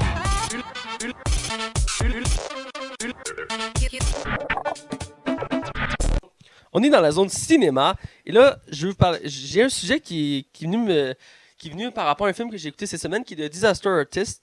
Et dans le fond, c'est un article que j'ai vu par rapport à ce film-là qui m'a fait poser des questions. Et dans le fond, l'article mettant en relief le fait de qu'est-ce qui détermine qu'est-ce qui est un mauvais film d'un bon film. Dans le sens que, avec le temps, The Room est devenu un film culte. Les gens ont fini par aimer ce film-là à force du temps parce qu'il y a eu une réputation autour de ça. Et donc, la question était à savoir comment déterminer ce genre de film-là si un film est vraiment mauvais. Parce que tôt ou tard, ça peut changer, comme pour The Room. Ben, The Room est encore mauvais, hein. Mais il est rendu un plaisir coupable, tu sais. C'est parce que on va peut-être juste faire une chose, on va différencier qu'est-ce qui est un navet d'un mauvais film. Ouais. Un navet, c'est un film qui est tellement mauvais, mais que les intentions étaient bonnes. Ouais. Tu sais, que le but principal est de faire un bon film. Même Genre Baywatch. Oui, à la base, pour vrai, c'est un navet, mais le but était de faire un bon film. Ça n'a pas fonctionné pas tout. Mais, tu sais, c'est délicat. Tu sais, si, mettons, j'essaie de réfléchir à quel autre film. Tu sais, t'as des films qui sont juste mauvais parce que c'est mauvais, parce que, tu sais, il y a des films qui n'ont pas d'amour dedans. Techniquement, autant que Tommy Wiseau, c'est pas un bon comédien, ni un bon scénariste, ni un bon réalisateur. Il aimait son projet, tu sais, Ouais. il a mis du temps puis il a mis beaucoup trop d'argent là-dessus. Fait que, à ce niveau-là, mais il y a des films qui sont juste mauvais pour être mauvais. Cloverfield, il n'y a pas eu de passion, il n'y a pas eu d'envie de faire un bon film, là, je le sens Tu pas. sens qu'il y a de l'amour autour du film. Il y avait un autre exemple qui est un peu comme The Room, c'est The Rocky Horror Show. Oui, de Horror Picture Show, c'est ça? Horror Horror Picture Show. J'ai jamais vu ça. Je sais quoi, là, mais... Je l'ai plus ou moins vu, mais pas au complet. À fond, je l'ai vu à travers, entre autres, la série Glee, qui l'ont repris en grande partie les chansons cultes, parce que c'est un film horreur musical. Là.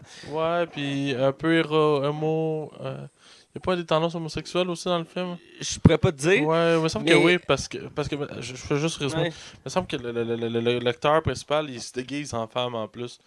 Fait que ça avait fait... le monde avait vraiment pas trouvé pour l'époque, là. Ah, ça se peut sur un des éléments, mais à l'époque, le film n'avait pas marché, ça avait été un navet. À l'époque, les critiques l'avaient démoli. Et avec le temps, il est devenu culte. Et maintenant, il y a des séances à chaque année à Halloween où les gens vont l'écouter dans le cinéma parce que c'est devenu un film que les gens aiment, puis il est dans notre référence culturelle. Il y a beaucoup de références qu'on peut voir, entre autres les chansons, mais aussi la danse et quelques répliques du film.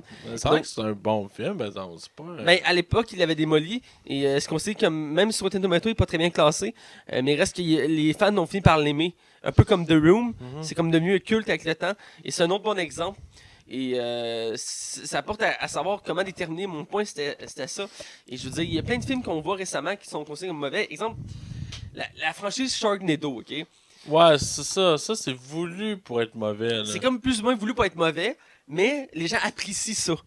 Donc, comment on peut déterminer si c'est mauvais ou pas? Parce que si les gens aiment ça, mais que c'est mauvais... Ouais, c'est ça, c'est voulu. C'est pour ça que je pense que c'est trop, genre. Tu sais, il y a des films que c'est. Tu sais, comme c'est ça, on disait tantôt, les intentions sont bonnes, mais ces films-là, c'est faire de l'argent sur le fait que ça soit mauvais. Pour moi, c'est là que ça me dérange, tu sais. S'il n'y a pas une passion en arrière, en tout cas. Non, je vois ton point. Puis c'est important aussi la distinction que tu as fait tantôt entre un navet et un mauvais film parce que un navet, c'est pas un mauvais film, c'est juste que il n'a pas atteint son objectif. Le mauvais film, c'est un mauvais film parce qu'il est mauvais. Là. Ah, puis de toute façon, qu'est-ce qui définit vraiment un bon film?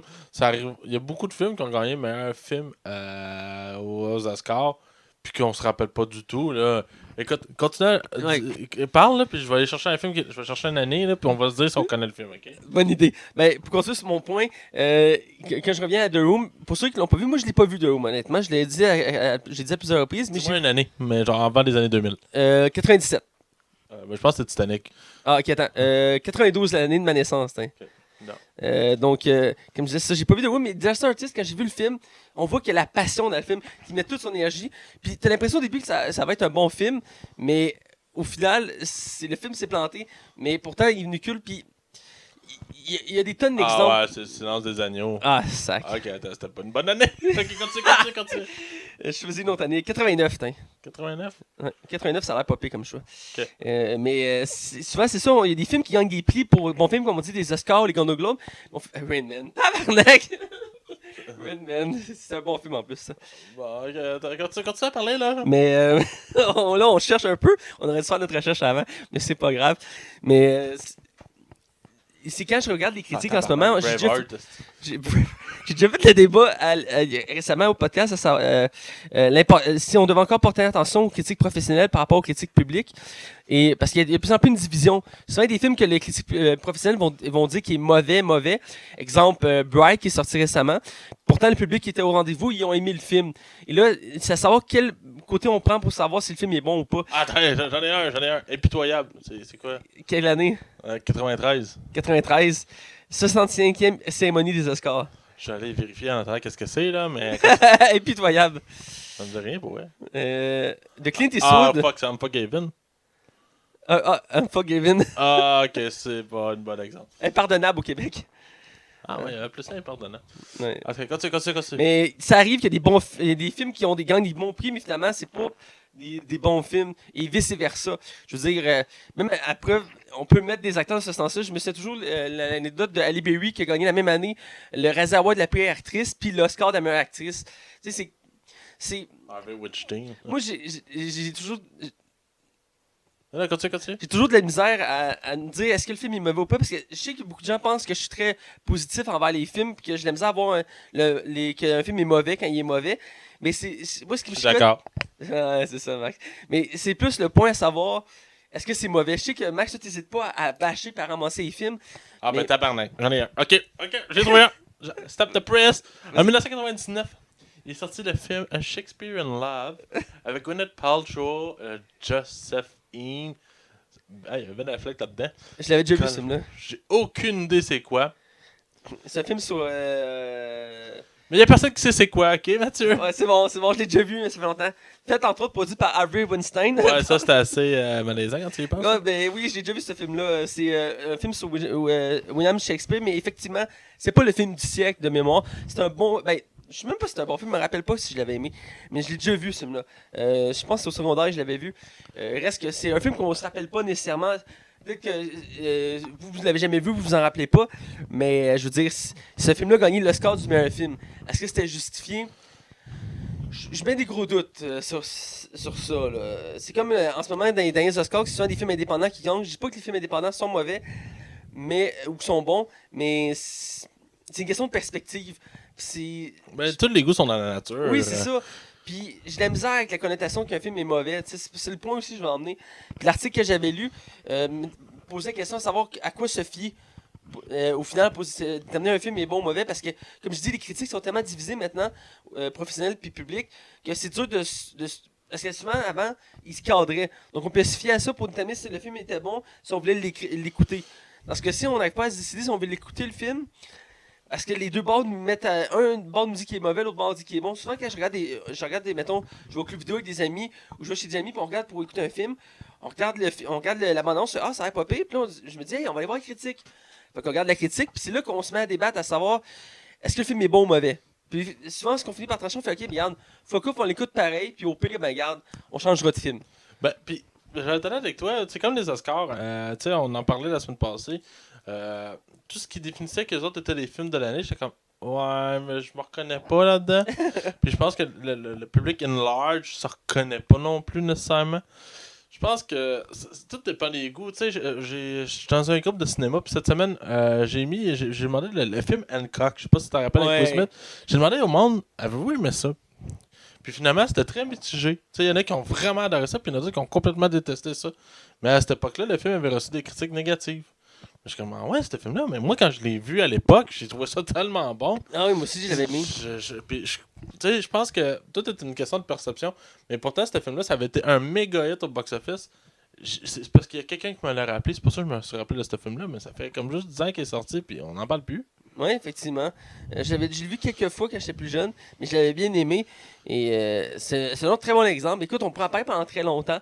C'est pas juste un sujet infini, mais je pense que c'est important de poser la question, puis que les gens réfléchissent à savoir qu'est-ce qui est un mauvais film, qu'est-ce qui est un bon film, parce que si vous êtes comme nous, vous écoutez beaucoup de films ou de séries à chaque semaine, c'est de plus en plus difficile de jauger si ça vaut la peine que j'écoute ce film-là ou je perds mon temps à l'écouter. Ben, c'est ça, c'est parce qu'il faut que tu. Puis en plus, il faut déjà que tu te dises, ok, à soir, je m'assis sur mon divan, puis je vais m'écouter un film, puis tu sais, je vais voir qu'est-ce que j'ai le goût d'écouter, puis maintenant, t'hésites à faire, ah ouais, je perds-tu 2 heures de ma vie à aller écouter un film qui est probablement mauvais si tout le monde dit que c'est mauvais. Tu sais, c'est vrai. Mais en même temps, je me dis tout le temps que c'est important d'écouter soi-même puis de se faire une opinion soi-même. Ça, on a souvent des divergences, toi et moi, au niveau du film. Toi, t'es plus optimiste que moi. Non, mais c'est pas un défaut. Il en faut, là, tu sais. Mais c'est ça qui fait que toi et moi, on est comme la yin et la yang, on balance de même. Ouais. Mais il y a un côté de moi qui est comme, ben, il faut que je donne la chance. Écoute, Fantastic Beasts, toi, t'as adoré ça. Moi, j'ai fait, ah, c'est correct, j'ai pas trippé. Daredevil, t'as détesté ça à mourir. On parle pas de la série, on parle du film. Ouais. Moi, j'ai aimé ça. J'étais un peu honteux, mais. Ah non, je comprends. Mais on a tous des plaisirs coupables aussi, tu sais. Ouais. Puis, je pense que j'ai déjà parlé à mon podcast, mais j'ai un de mes amis qui j'écoute beaucoup de films, qui a une méthode assez intéressante maintenant. Pour pas se faire une arrière-idée avant d'écouter quelque chose, il c'est juste aux affiches. Ce qu'il fait, c'est qu'il va sur son site de téléchargement de films et il regarde les posters. Et là, il fait, ah, ce poster-là m'intrigue. Il va lire la description du film, il fait, ah, la description m'intéresse. Pogne le film, il l'écoute. Mais des fois, ce que je m'ennuie, c'est quand j'allais au cinéma, puis quand j'étais un peu plus jeune, puis là, je regardais les affiches, mettons, en hauteur, au peu près. Ouais. Hein? Ça s'en vient! Hein? C'est quoi ça? Hein? C'est cool! Tu sais, je me rappelle c'est le premier exemple qui me vient en tête. Hein? Il y a un Shrek 2 qui s'en vient! Je le savais même pas! Tu sais, c'est dans le temps qu'il y avait comme une magie à découvrir un peu, genre. Ah, je suis nostalgique. Moi aussi, je suis nostalgique à cette époque-là qu'on était surpris à chaque fois. Ouais, puis les bandes annonces tuent les films aussi, là. en certaines égards. Ben, je suis moins tenté d'écouter les bandes annonces maintenant. Je fais attention, là. Si je fais attention moi aussi, puis surtout mon ami que je t'ai parlé, on a beaucoup parlé là-dessus autrefois des bandes annonces. Puis lui, il écoute presque plus une bande annonce, c'est vraiment. J'essaie moi aussi de couper. Ben, tu sais, j'écoute souvent la première bande annonce. Si tu m'attends dans un film comme Avengers, j'aurais pas été capable de pas la regarder, là. Ah oui. Mais genre, comme Star Wars, j'ai juste écouté la première. Comme ça, moi, j'ai vraiment eu rien que des surprises pendant le film, tu sais. Puis je pense, mais c'est des bonnes bandes annonces Star Wars parce qu'ils dévoilent pas l'histoire. Il y en a qui vont dire ouais c'est parce qu'il y en a pas là, mais en tout cas. Ouais, bon. Bref, est-ce que tu as autre chose à rajouter? Non, je pense qu'on peut aller directement à notre zone non-spoiler. Et je rappelle, cette semaine, on critique le film d'animation Les Incroyables. Attention, vous rentrez dans la zone non-spoiler. Attention, vous rentrez dans la zone non-spoiler. Nous sommes dans le côté non-spoiler et cette semaine, je rappelle, on critique le film The Incredible ou Les Incroyables au Québec et en France, je crois aussi, ils ont le même titre. Mais Je pense que c'est Incrédible ou quelque chose de même en France. Ah, ok. C'est bâtard, là. c'est pas grave. Et ce film d'animation réalisé par Brad Bird, qui fait entre autres une voix d'un des personnages dans le film. Et il a réalisé entre autres. Peux-tu me dire ce qu'il a réalisé? Il a réalisé Mission Impossible, là. Tu sais, le cinquième épisode. Là. Ouais, le cinquième épisode de Protocole Fantôme. Ouais, puis c'est lui qui va réaliser aussi le deuxième film là, qui s'en vient. Mais Brad Bird, c'est un gars qui a travaillé longtemps pour Disney. Il a fait vraiment. Quand même. C'est comme un des moi, je pourrais dire. Un des. Il a fait Ratatouille. Ouais, il a fait d'Iron Giant, tu sais, avec Vin Diesel qui faisait la voix du robot, là. Ah oui, je l'avais mis, ce film-là. Ouais, c'est lui qui avait fait le Tomorrowland. Ah, ça, je l'ignorais. Mais ouais, c'était pas full bon, Tomorrowland, hein. Moi, j'avais quand même apprécié, là. Je suis pas un tripeux de George Clooney, mais j'avais apprécié le film. J'aime George Clooney, mais là-dedans, c'était pas... C'est correct, écoute. Petite parenthèse, tu parles de George Clooney. T'as-tu hâte au Ocean Hate avec les femmes? Hein? Tu sais, t'as déjà écouté l'Inconnu de Las Vegas avec... c'est comme tous des cambrioleurs, t'as George Clooney. Oui. Là, c'est la version femme, là, avec... Oui. Ben, ça m'intrigue. Ouais, moi aussi, je trouve ça a l'air bon. Même s'il n'y a Rihanna dedans, ça m'intrigue, là. Non, j'ai rien contre Rihanna, là, mais tu sais... Bon, en tout cas, bref. Pour continuer, ouais, c'est ça. Donc, c'est comme j'ai dit, c'est réalisé par Brad Bird. Au casting, on a plusieurs personnes, la plupart sont pas vraiment connues. Il y en a un particulièrement qui est connu, mais le reste, je dirais que c'est plus ou moins. On a Craig T. Nelson. Qui fait littéralement le personnage principal. Monsieur Incroyable. On a Holly Hunter qui fait Madame Élastique. On a Sarah Vowell qui fait Violette, si je ne me trompe pas. Et on a Samuel L. Jackson qui fait Frozen. Attends. Il fait Frozone. Tu l'as vu? Frozone. Ah oui, ok, ouais, Frozen. Lucius Best, Frozone. Voilà. Et donc, pour continuer, on a Spencer Fox. Je pense que c'est lui qui fait Rush. Le gars les garçons qui courent full vite. Désolé, juste, on boite un petit peu, c'est parce que là, on n'a pas pris la bonne fiche, on a pris le du deuxième film. On s'excuse. Non, bon, ok. Parce que là, on veut juste être ça pour vous dire de la chenoute, on veut vraiment donner. On monte complètement, là. Du cam. Ok. Bon. Holly, c'est bon, ça, c'est bon. Spencer, Dash, Second Fist, ouais, c'est ça. Spencer Fox, c'est lui qui fait le garçon qui court super vite. Et on a aussi le méchant joué par Jason Lee qui fait Syndrome. Et on a aussi Elisabeth Pena qui fait Mirage, qui fait le bras droit du méchant. Et je pense que c'est l'essentiel du casting. Ouais, quand même. Ouais. Pour anecdote, voyons, un des personnages du film, c'est elle qui fait la styliste. Ouais. Est basée sur une vraie actrice. Oui, je l'ai déjà vu. C'est une vraie designer. C'est basé sur une designer et sur une actrice. C'est deux personnes différentes. La designer, c'est pour le style et la personnalité, mais l'apparence, c'est sur une actrice qui ressemble parce que c'est une actrice qui est une personne de petite taille. Et j'ai regardé des photos, puis ils ont la même face. Ah ouais? C'est vraiment très drôle. C'est une actrice plus ou moins connue. Par contre, elle est connue pour une chose que toi, tu as déjà entendu. C'est la narratrice principale de la saga God of War. Ah ouais? Ouais, en version originale, c'est qui fait la Elle narration. fait la voix, là, ouais. Dans toutes les God of War, c'est la narratrice. Ah ouais, je sais pas si ça fait le dernier. En tout cas, sur Wikipédia, c'est pas écrit qu'elle faisait le dernier. Mais elle était la narratrice de toutes les God of War qui sont sorties, incluant ceux sur PSP. Là. Ah ben. Donc c'est la chose qui est le plus connue d'elle. Mais c'est la petite anecdote que je voulais dire sur ce personnage-là. C'est produit par Walt Disney et Pixar. Parce que Pixar, c'est les kings de la film d'animation. Le distributeur, c'est Buena Vista. Et côté critique, Metacritic avait donné 90% d'avis positifs, le public 88%, donc c'est un succès. Rotten Tomato, un peu plus généreux, 97%. C'est quasiment la perfecté. Là. Ouais, c'est ça, ça frôle la perfection. Là. Le public un petit peu moins présent, 75%. Ça reste que le film est bien apprécié. Oh, ouais. Et côté budget, écoute, c'est très peu. C'est vraiment peu pour... même pour l'époque, c'est pas beaucoup. 92 millions de dollars pour un box-office de 633 millions de dollars. C'est énorme. Dites-vous qu'il n'y avait pas de 3D à cette époque-là, puis les billets étaient moins chers. Effectivement. C'est un méga succès. Ce film-là aurait sorti, mettons, en même temps, aujourd'hui, il aurait probablement dépassé le milliard, là, ou accroché le milliard. Je serais pas surpris. Puis c'est un peu un des films qui a genre lancé la mode des super-héros. Oui, effectivement, c'est sorti avant les 4 Fantastiques. C'est la même année que Spider-Man, je pense. Ouais, il est sorti en 2002, donc il me semble, c'est la même année que Spider-Man 2 est sorti, je pense, si je me trompe pas. C'était en pleine vague, ça commençait, là, ça partait. Là. Ouais. Et j'ai 2 anecdotes de plus en rapport avec le film. Le premier, c'est que c'était pas censé être Pixar au début qui fasse le film. Au début, c'était Warner Bros. Pictures qui avait créé le projet du film, mais à l'époque, ils avaient fermé leur division des films d'animation parce que c'était pas rentable. Fait qu'ils ont vendu le projet et c'est Pixar qui l'a récupéré. Ils ont créé le projet, ils l'ont mis en vie et c'est grâce à eux qu'on a pu voir ce film-là. Même si l'inspiration est clairement les 4 Fantastiques. Ben, mon deuxième point, c'est que chaque personnage qui ont des super-pouvoirs dans le film sont basés sur des super-héros connus. Oui, entre autres, on voit que c'est une bonne base des 4 Fantastiques, mais par contre, exemple, le fils, il est inspiré de Flash. Frozone, il est inspiré de Iceman dans les X-Men. Forcément. Le méchant, il est inspiré de Lex Luthor. Les inspirations. Et mettons, Monsieur Incroyable, il est inspiré de. J'ai oublié, en tout cas, il est inspiré d'un autre super-héros avec une super force. Mais chacun a une inspiration. Superman, sûrement. Peut-être bien, je me rappelle plus exactement. Mais je sais que c'est le principe des 4 Fantastiques, une famille avec 4 héros. Et chaque personnage, comme exemple, la fille, c'est la femme invisible dans les 4 Fantastiques. Reste qu'ils ont toutes des inspirations, puis c'est vraiment pour rendre hommage, d'un certain sens, aux super-héros, mais aussi pour mettre une nouvelle image, une nouvelle fraîcheur à ça. C'est en pleine époque où c'était le boom des super-héros, donc c'était pas... c'est le début, là. C'était les balbutiements, là. Effectivement. Et je pense que ça a fait son effet, ce film-là, parce que je me rappelle à l'époque, quand je l'avais vu, j'avais trippé. J'avais eu le goût de voir d'autres films de super-héros. J'étais content. Pour vrai, j'ai eu tellement de plaisir à le réécouter, là. J'ai eu tellement de fun. Ça faisait longtemps, ça faisait pour moins de 10 ans que je l'avais pas écouté, puis j'ai eu tellement de plaisir à le réécouter. Il n'est pas vieilli, hein, même visuellement. C'est encore très très beau, pour vrai, là. Puis j'avais pas vu ça. Ils ont annoncé, quand ils ont annoncé la suite, le 2, qu'ils allaient ressortir une nouvelle version de ce film-là en 3D. Ah ouais? Ouais, pour l'anniversaire du film, là, je pense que ça fait 10 ans. Le 2, c'est au mois de mai, je pense.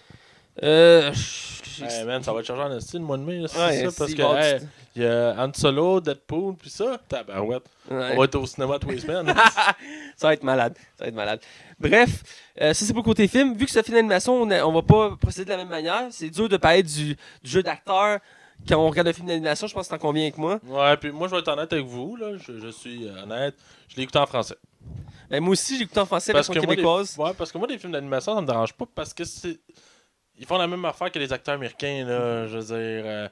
Puis c'est une adaptation, fait que forcément, ils vont juste mettre les gags plus proches de nous autres. Fait que pour moi, un film d'animation, ça n'a pas d'importance si c'est en anglais ou en français, là. Je suis très d'accord avec toi, je fonctionne de la même manière. Je pense qu'on va aller directement avec notre appréciation du film. Ouais. Je vais te laisser y aller. Ben écoute, pour moi, c'est un des meilleurs films de Pixar. Écoute, Pixar, en plus, venait de sortir, je pense, Toy Story 1 et 2, puis Monster Inc. C'était comme c'est comme le Golden Age de Pixar. Ouais, c'était un classique, un après l'autre. On en parle encore d'Incredibles. Ça fait des années et des années que ce film-là il est genre sur les plans. Puis on pensait jamais que ça allait arriver parce que Chris 14 ans, c'est comme le dernier. Il est sorti quand Toy Story 3, genre ça fait quasiment 10 ans là déjà. Le troisième? Ouais. Je pense que c'est genre. Tu peux-tu aller chercher en attendant que je parle? Ouais. Puis non, c'est ça. Puis écoute, ils ont sorti Monster Inc. qui est tant qu'à moi encore un film complètement culte que j'écoute encore. Là, ça fait un petit moment que je l'ai pas vu, mais ça n'a pas vieilli. Toy Story 1 et 2. Puis le Toy Story 1, c'était le premier vrai film d'animation grand complet à grand budget. Puis 2010. 2010? Ah, écoute, ça va faire. Et puis il sort l'année prochaine, le 4, je crois. Ouais. Fait que quasiment 10 ans encore. Bon, au moins, on va avoir eu le temps de s'ennuyer. Puis non, c'est ça. Fait que je trouve que c'est. Pour moi, Incredibles, c'est genre l'ascension tu vois que c'est ça qui était important. Ça a vraiment été important dans l'univers du cinéma au niveau de ses thèmes. Parce que, tu sais, le but du film, c'est qu'à quelque part, c'est que les super-héros sont plus le droit de pratiquer. Puis c'est tellement un thème ultra intéressant. Puis, je sais pas, l'écriture, le visuel, les personnages. Puis c'est pas le film de Pixar le plus drôle, ni le plus... comment je pourrais dire? Il est plus dramatique que plusieurs films de Pixar, mais il prend le temps de développer ses personnages de la bonne façon. Puis on n'est pas capable de pas s'attacher à aucun d'entre eux. Puis même le méchant principal, ses intentions, c'est un méchant, on est d'accord, mais on comprend pourquoi quand on vient à ça. Il est pas juste méchant pour être méchant. Il y a vraiment une vraie écriture. Pour vrai, moi, ce film-là, c'est dans mes films préférés. Écoute, il est peut-être pas dans mon top 10 à vie, mais dans mon top 100 facilement. Là. Écoute, je vais dans la même lignée. C'est un de mes films préférés d'animation et dans mon top. Et je pense que c'est un des meilleurs films de Pixar, comme tu disais. Et écoute, le scénario, les personnages, le visuel, les dessins sont super beaux pour l'époque. Même encore là, aujourd'hui, ils vieillissent pas. Je dirais par contre, le film est un peu court. Je pense que c'est le point que je pourrais mettre. J'ai trouvé assez rapide. Mais il reste qu'ensemble, c'est super bon. Il n'y a pas de longueur. Ça se coûte très bien. Et c'est comme tu disais, c'est à l'époque glorieuse Pixar qui est toujours en bonne voie. Mais les classiques comme ceux-là, on en voit moins. Et donc, c'est ce genre de film que la suite est méritée. Puis ça faisait longtemps qu'on l'attendait. Ben, c'est ça donne le goût. Tu sais, je veux dire, quand tu penses à ça, tu sais, quand Star Wars est sorti entre le 7 puis le 3, il y a eu comme une attente. C'est pour ça que le monde était hype. Tu sais, on a eu le temps de s'ennuyer des personnages, on a hâte de voir ce qui va arriver. Puis là, techniquement, c'est encore plus loin que ça. Techniquement, Star Wars, c'est entre le 6 puis le 7. Il y a comme 30 ans, là. Ouais. 6. Fait que, tu sais, on avait hâte de voir ces personnages-là. Je pense que c'est peut-être une bonne chose que le film sort comme là.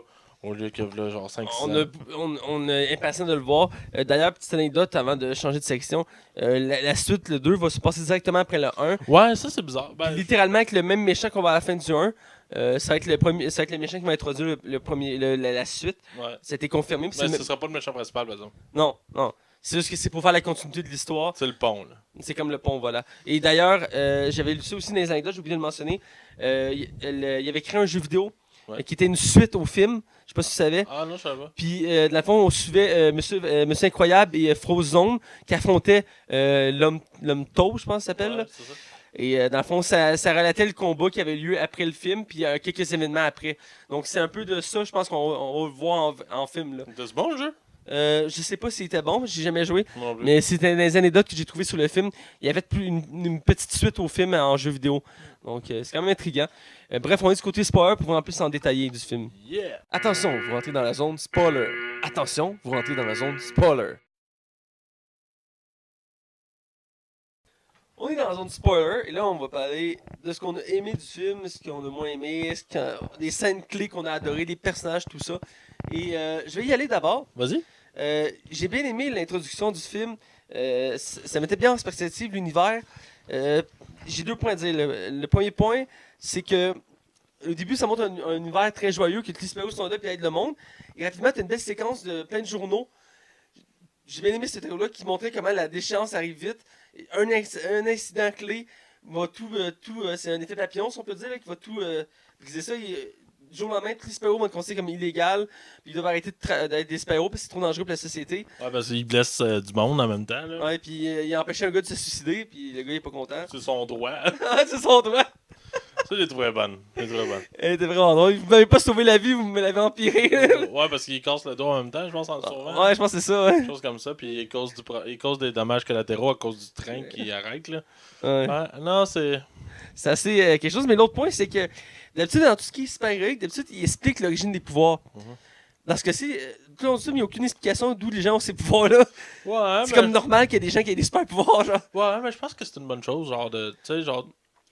On va y croire de toute façon. Si tu assumes que c'est comme ça, le contexte va fonctionner. Ben, tu sais, ça me dérangeait pas. C'est venu me réfléchir parce que dans toutes les œuvres super-héroïques qu'on a de nos jours, On il y a a une origin story, ouais. Il y a toujours une origin story, une explication. Je veux dire, il y a toujours une logique. Et dans ce cas-ci, c'est juste, il y a des super-héros un peu partout à travers le monde, puis ils ont des pouvoirs, puis c'est normal. Puis il y a un gars qui est revenu une couple de fois dans le film que j'ai bien aimé, puis après je vais te laisser aller. Ça tourne autour de la cape. il dit, quand il va voir la styliste, avant dans le film, elle explique qu'il faut pas qu'il porte de cap parce que tous les héros finissent par mourir, ceux qui ont des caps. Puis elle sort plein d'exemples de super-héros qui sont morts à cause de leur cap. Je trouve ça tellement drôle. Est-ce que c'est incroyable, il y en a une au début? Non, il n'y a pas de cap. Non, il n'a jamais eu, hein? J'ai jamais eu de cap, il dit ça pourrait faire changement avec que j'ai une cap, et comme non, tu vas mourir. Il fait comme, mais non, là. Elle dit non, tu comprends pas, puis la case, elle a mis toutes T'as les. des extraits, t'en as un genre qui est comme dans une hélice d'avion. Ah, c'est bon. Ah, c'est bon, mais je vais te laisser aller, qu'est-ce que t'as. Puis ça amène tellement une bonne retournement de situation à la fin. Là. Ouais. C'est excellent. C'est sûr que c'est ça, un des points que j'ai vraiment aimé, c'est comme toi aussi, c'était justement le contexte. Là, les super-héros sont comme dangereux pour la ville, c'est pas préférable qu'ils soient là. Ça, à ce niveau-là, je trouve ça cool. Puis la relation que Monsieur Incroyable a avec Madame Incroyable au début rappelle beaucoup Batman et Catwoman, genre. Ce que j'ai aimé, puis finalement, Catwoman est comme ah non, tu sais, je te toucherai pas. Mais là, c'est ça, c'est à peu près la même affaire. Puis je trouvais que j'aime comment la vie de Monsieur Incroyable devient après, genre, qui est dans un bureau qui est clairement trop petit pour lui, puis que son boss c'est un mangeur de graines. Tout petit. Ouais, c'est ça, puis il est tout petit, puis quand il te le pogne par le cou, puis il est là, ça me fait tellement rire. Puis je pense que c'est quoi, il a mené, il fait à la petite madame, là, prenez des notes, petite madame, là, je vais vous donner, je vais dire, là, vous allez faire ça, puis la petite madame, comme tout excité. Moi, ça me fait rire, puis juste qu'il claque la porte, puis il défonce le char, puis t'as le petit gars qui sont basic, qui pète genre sa ballonne, là, avec sa Et il lève le char aussi, les gars. Ouais, c'est ça, ça me fait tellement rire. Les gars, ils sont bons. Ouais, puis pour vrai, ça rappelait tellement comme. C'était un mélange de comme plein de films. Parce que oui, c'est un mélange des films de super-héros, mais ça mélange aussi beaucoup de films d'action qu'on avait. Le héros va s'introduire dans une base, mais il n'a pas le droit d'être là. Puis c'est une base secrète. Puis non, pour vrai, à ce niveau-là, j'ai trouvé ça cool. Puis le méchant, ses intentions, comme je disais tantôt, hors spoilers. On comprend pourquoi, parce que lui, il a le cœur brisé en quelque part. Là, Ouais. c'est un enfant qui a eu de la peine. Son idole l'a refusé. Le rejeter, ouais. Ouais, c'est ça. Puis écoute, n'importe quelle personne qui admire quelqu'un, quand ton idole te brise le cœur, il y a comme des choses qui sont irréparables. Puis pour vrai, le méchant, je comprends ses raisons, genre. Puis pour moi, ça, c'est un exemple de bonne écriture de scénario.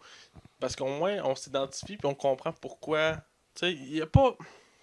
Dans la vie, t'as pas besoin de tout expliquer comme on sait pas les origines des super-héros. Mais je trouve ça intéressant d'amener un point où on peut comprendre les intérêts de l'autre. Parce qu'on a vu combien de fois, toi puis moi, des méchants, que finalement leur plan, c'est pas trop clair. Puis on sait pas trop pourquoi ils font ça. Ouais. Tu sais, écoute, je parle depuis tantôt, vas-y donc, Matt. Mais aussi que les méchants qui sont, comme tu disais, ben, un autre point, c'est que les méchants d'habitude qu'on voit récemment sont pas humains. C'est comme des monstres, ça. Puis là, ben, c'est une humain normal qui a pas de pouvoir, qui est juste un génie. Ouais. Et comme je dis, il rappelle Lex Luthor, Ouais. a été inspiré de lui. Et c'est un peu ce principe-là. Il y a une haine envers les super-héros parce qu'ils l'ont, son idole l'a rejeté. Et ce qui est vraiment assez dramatique parce qu'il y a plein de super-héros. Là. On le voit dans une séquence, là, il y en a un paquet.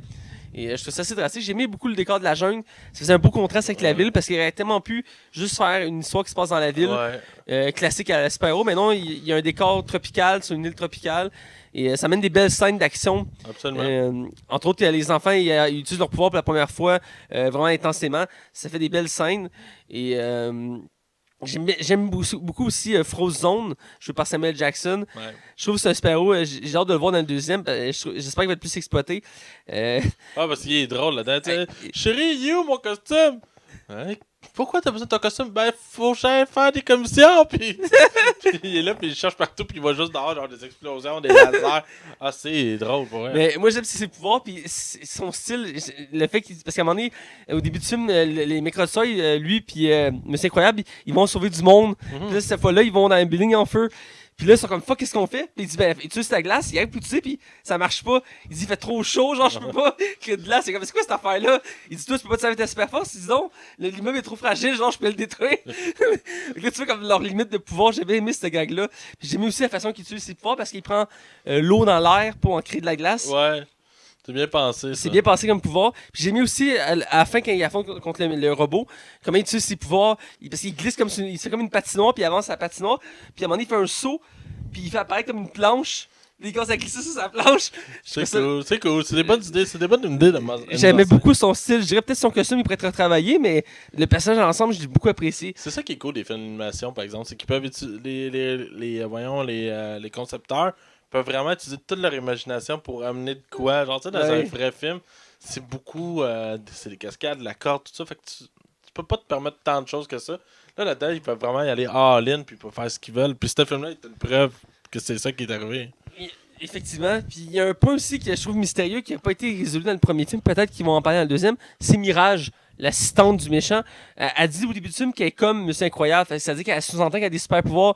Mais on voit jamais dans le film qu'elle utilise ses super pouvoirs. Ah, puis as-tu une finale? Hein? As-tu une finale, ce personnage-là? Ben, elle aide la famille à s'enfuir de l'île, mais on la revoit pas après. Là. Non, c'est ça. Hein? Elle reste sur l'île là. Ah, ok. Peut-être qu'elle va être dans le deuxième. Je sais pas regarder. Mais c'est laissé en suspens à savoir c'est quoi ses pouvoirs parce qu'elle dit qu'elle a des pouvoirs. Donc, je trouve ça assez mystérieux.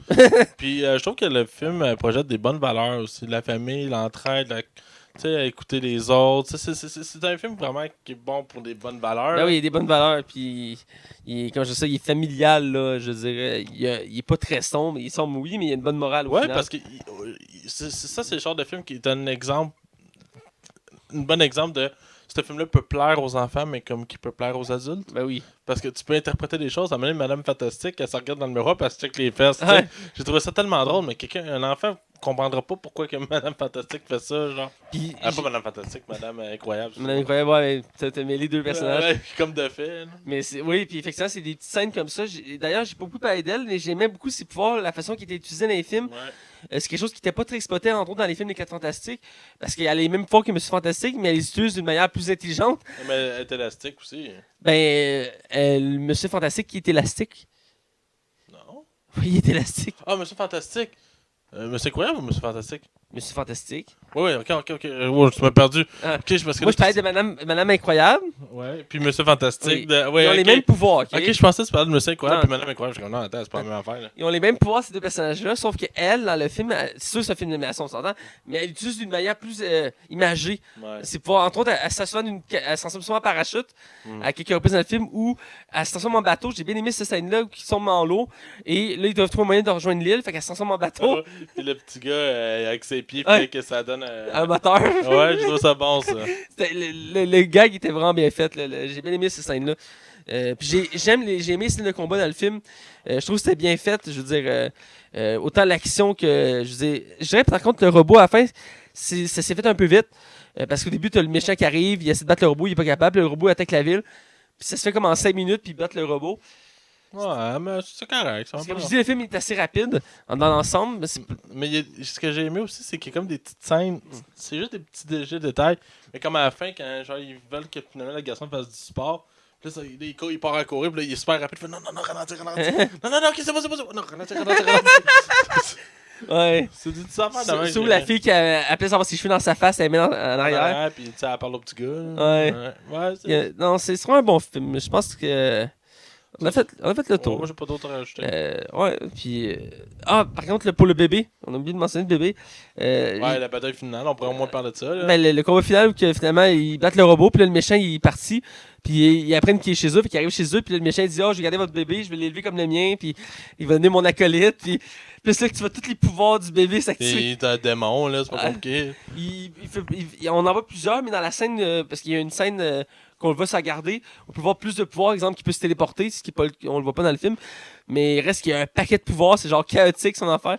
Puis j'ai aimé la gardienne qui doit garder Tom Tom, je pense qu'il s'appelle. Ouais, Tom Tom. Jack. Jack, excuse-moi. Pourquoi j'ai dit Tom Tom, là? Mais non, c'est ça, Jack. Puis genre, ouais, bonjour, madame incroyable. Jack, il est bizarre, il fait des choses bizarres. Là, à chaque appel, c'est le pire appel. Là, il est pas correct, là. Il m'a mordu, il a sauté sur le plafond. À chaque fois, la main comme, tabac. C'est des bons gags. Ouais, j'ai vraiment hâte de voir la suite. Là. Ouais, on va aller le voir, ça, c'est sûr. Donc, je pense qu'on a tout le moment de la note. Ouais. Vas-y. Je donne un 4 sur 5. Pour moi, c'est un des meilleurs films de Pixar. C'est un film qui est culte. Il faut écouter ce film-là. Si vous aimez les films d'animation, c'est indispensable. Pour moi, j'ai pas grand-chose à dire en bout de ligne parce que c'est juste un super bon film d'animation. Un bon film. Je me répète là, mais. Je vais dans la même direction. Écoute, c'est un film incroyable. Oh mon dieu. Hein, le beau jeu de mots, je l'attendais pour l'utiliser. Et moi aussi, je donne un 4 sur 5, amplement mérité. Dans les meilleurs films d'animation que j'ai vus. Et dans les meilleurs, je pense, qui a été fait. Et c'est un film instigateur d'un univers actuel énorme. Et c'est un des premiers films qui mettait en phase les super-héros, qui ramenait ça au goût du jour. Et c'est vraiment très bon. Il n'y a pas vraiment de défauts marquants au film. Non, il n'y a rien. Peut-être une petite lenteur, peut-être qui peut déplaire. Là. Il y a des. Ben, je trouve. Ouais, des petites longueurs, moi je trouve que le film il allait très vite. Il aurait pu le rallonger un peu. Ça tu l'as trouvé rapide, toi, le film? Quand même, il est quand même rapide, là, je veux dire. J'ai pas eu ce feeling-là, mais écoute, c'est. Ben, je le trouve quand même rapide, mais dans l'ensemble, il se prend bien. Donc, tous les personnages en soi ils ont une belle personnalité, un beau développement. Comme je dis, j'ai hâte de voir plus Frozone dans l'œuvre, mais ils sont tous intéressants, les personnages. J'aimerais ça voir plus de super-héros. J'aimerais ça que dans le prochain film, ce serait cool qu'il y ait plus de super-héros. Déjà, il en montre plusieurs, mais leurs histoires sont pas très développées. Ouais, mais la bande-annonce montre pas grand-chose, mais je pense que c'est voulu. Là. Ouais, c'est pas mal voulu, mais dans l'ensemble, ce film-là, c'est du lourd. C'est très bon. C'est très très lourd. C'est du très très lourd. Donc, il mérite amplement un 4 sur 5. Et là, on est rendu au mot de la fin. Comme d'habitude, vous pouvez me suivre, moi, Mathieu Blake-Prévost, sur Facebook. Vous pouvez suivre Max Taillon sur Twitter et Facebook. Et maintenant sur Badoo, pour ceux qui veulent savoir. Et toi, t'es sur lesquelles 4 applications que tu me dis? Pourquoi tu parles? Ouais. Tu dis n'importe quoi. Et vous pouvez suivre la Ligue des Cinévores sur Facebook, Twitter, iTunes, YouTube, RZO, DJPod, Canal Cinéma et sur les ondes du 101.9 CHI. Et tous les samedis à 20h. Et donc voilà, et on vous dit à la semaine prochaine. On sait déjà le film qu'on va parler. Ça arrive pas tout le temps qu'on le sait d'avance, mais dans ce cas-ci, on s'est décidé assez rapidement. On le savait. Je pense que c'était un consensus qu'on était d'accord. C'est le Disaster Artist qu'on a parlé tantôt. Et donc, ça va être le film la semaine prochaine. Alors sur ça, on vous dit à la semaine prochaine et restez à l'afflux. Yeehaw!